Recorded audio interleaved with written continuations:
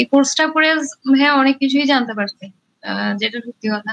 আমি এর আগেও একটা কোর্স করছিলাম স্টুডেন্ট থাকা অবস্থায়, হরাইজন একটা ইয়া ছিল আমাদের। এখানে এত কিছু ডিটেল শিখে নেই, এখানে বেসিক এক্সেল গুলাই শিখেছে।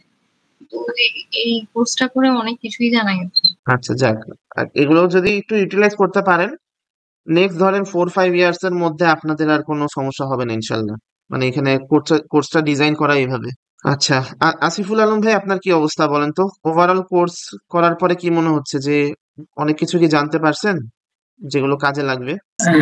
ভাইয়া ধন্যবাদ। প্রথমত আমার অনেক কিছু বলতে হবে, আমি পুরোটাই আমার জন্য নতুন। আচ্ছা, হ্যাঁ, তো অ্যাকচুয়ালি এটা আমার যখন যখন সামনে আমি অ্যাপ্লাই করব, আসলে এটা জন্য আমার জন্য ইজি হয়ে যাবে অনেক, যেহেতু আমি এখন এগুলো প্র্যাকটিস করলে, মাঝে মধ্যে ট্রাই করলে আমার যেগুলো অবশ্য সব কিছু নতুন, তো ইনশাল্লাহ ভালোই হবে আমার জন্য। ইনশাল্লাহ, বেস্ট অফ লাক। মঈন ভাইয়ের কি অবস্থা? মঈন উদ্দিন শামীম ভাই, কোর্স করার আগের অবস্থা কি আর এখন কি অবস্থা বলেন তো একটু।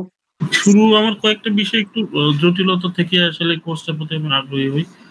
এই যে পাইভট, এইটা, তারপর হচ্ছে ভি লুকআপ, এক্স লুকআপ, এই আমরা এই তিনটা বিষয়ে একটু জটিলতা কাজ করতো, তার জন্য আমি মূলত এই কোর্সে ঢুকি। কিন্তু তারপর দেখলাম যে আমি যেগুলো শিখেছিলাম, যেগুলোতে কাজ করতাম, ওগুলোরও অনেক কিছু জানি না, যেগুলো এখানে শিখতে পেরেছি।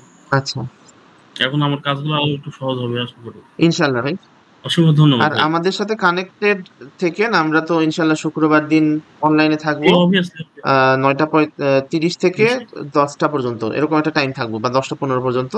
ওইখানেও যদি আপনাদের কোনো কোয়েশ্চেন্স থাকে ফার্দার, তখনও আমাকে পাবেন ইনশাল্লাহ, তখন সলভ করার চেষ্টা করবো। হ্যাঁ, শারীর ভাইয়ের কি অবস্থা? আগের এক্সেল যা ছিল বা এখন যে কোর্স করছেন, এখন ডিফারেন্সটা কি মনে হচ্ছে আপনার কাছে?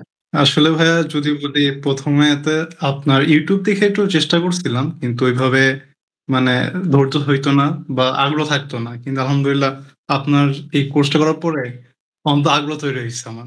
আচ্ছা, আর সবগুলোই মোটামুটি দেখা হয়েছে, প্র্যাকটিস চলতেছে সাথে। আলহামদুলিল্লাহ ভাই, মানে একদম 100 বলা যায় যে বেনিফিট হয়েছে আমি। আচ্ছা, যাক, আলহামদুলিল্লাহ। হ্যাঁ, আপনাকে স্পেশাল থ্যাঙ্কস দেব, কারণ হচ্ছে যে আগে এক্সেলটা খুব আতঙ্ক লাগতো, এখন ইন্টারেস্টিং মনে হচ্ছে। Thank you, thank you. তখন আগ্রহটা আগের চেয়ে। এটা সব ক্রেডিট আপনার। Most welcome. মানে আমার টার্গেটই থাকে এটাই যে আপনারা এক্সেলটাকে ইন্টারেস্টিং মনে করেন। এক্সেল আমার কাছেও খুব ইন্টারেস্টিং। তা আমি চাই যারা মনে করে যে না এক্সেলটা একটু বেশি কঠিন, ভয় পায় অনেকে এক্সেল, হ্যাঁ, ওয়ার্ড ইউজ করতে পারে, পাওয়ার পয়েন্ট ইউজ করতে পারে, বাট এক্সেল এসে গেলে ঘাম ছুটে যায়। বাট এক্সেল হচ্ছে সব থেকে আপনার কিন্তু যে বিপদের যে বন্ধু আছে না, বিপদের বন্ধু যদি বলেন এক্সেল। আমি একটা লিস্ট রেডি করতেছি, আমার কাছে সব ডেটা আছে, যে আমার টোটাল অর্গানাইজেশনে মানে যতগুলো আমার লার্নার আছে তার মধ্যে এইচআর এ কতজন আছে, ওইটার একটা লিস্ট আমি রেডি করতেছি। ওইটা নিয়ে আমি একটা পোস্ট করব। তো এইচআর রাই তো আসলে জব হচ্ছে পোস্ট করে তাদের অর্গানাইজেশনের, বা জব দেয়। তো ওদের সাথে যদি আপনি একটু কানেক্টেড থাকতে পারেন, 1-to-1 দেখা করলেন, কথা বললেন, হ্যাঁ, তাহলে হবে কি যে কানেকশনটা অনেক বেড়ে গেল। আমার আরেকটা প্ল্যান আছে, এটা যদি আল্লাহ তৌফিক দেয়, এটা করার খুব ইচ্ছা। সেটা হচ্ছে আমার যারা লার্নাররা আছে সবাইকে, ঢাকায় যারা আছে বেসিক্যালি, তাদেরকে নিয়ে একটা গেট টুগেদার করা যায় কিনা।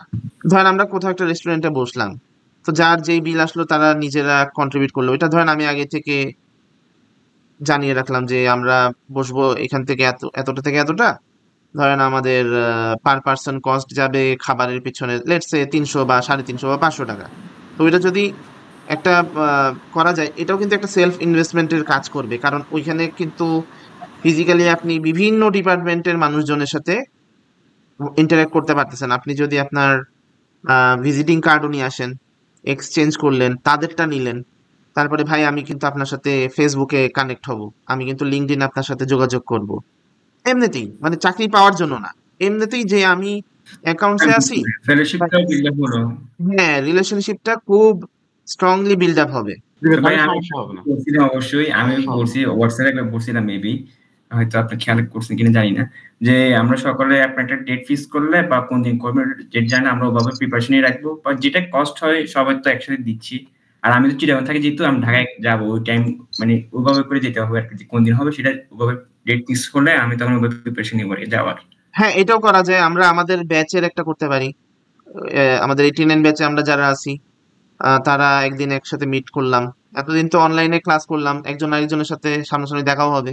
এটাও ভালো একটা আইডিয়া হইতে পারে, যেটা আপনারা ভালো মনে করেন। এরকম যদি প্ল্যান করেন, একটা ডেট ফিক্স করেন, ডে টাইমে আমাকে যে কোনো দিন আপনারা বললে আমি চলে আসবো।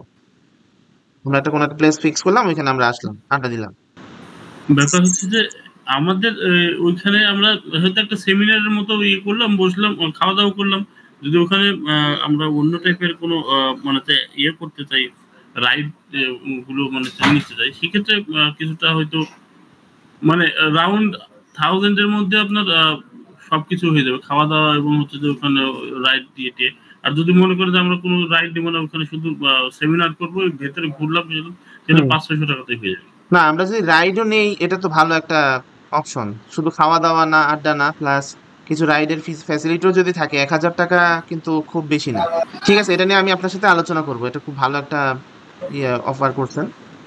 আপনারা কি বলেন, ভালো হবে না হৃদয় ভাই, সাবাবু?